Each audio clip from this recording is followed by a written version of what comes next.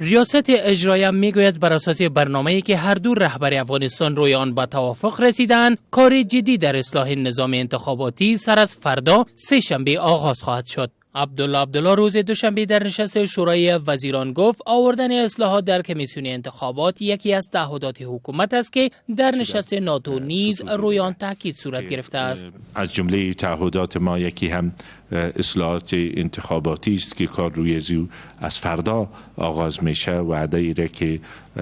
برنامه ایره که به نتیجه رسیدیم با رئیس جمهور که از فردا در این راستا کار جدی آغاز خواهد شد، چون انتخابات یک اصل است و اصلاحات انتخابات هم بدون اصلاحات انتخاباتی معنایش ضعیف میشه، اما ماهیت خود از دست میده.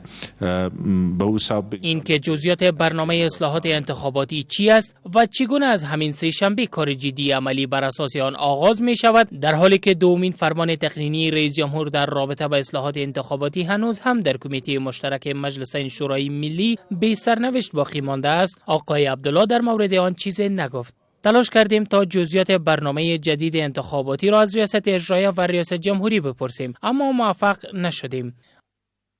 با آنکه به روز سه‌شنبه معلوم خواهد شد که برنامه جدید اصلاحات انتخاباتی با کدام جزئیات و مشخصات به کار آغاز خواهد کرد، اما جانداد اسپینغر، یکی از آگاهان و رئیس مؤسسه نظارت از انتخابات یا آیوا، به رادیو آزادی گفت در حالی که تا هنوز سرنوشت فرمان تقنینی رئیس جمهور در رابطه با اصلاحات انتخاباتی مشخص نشده، اگر فرمان سوم تقنینی نیز در این رابطه صادر شود غیر قانونی خواهد بود.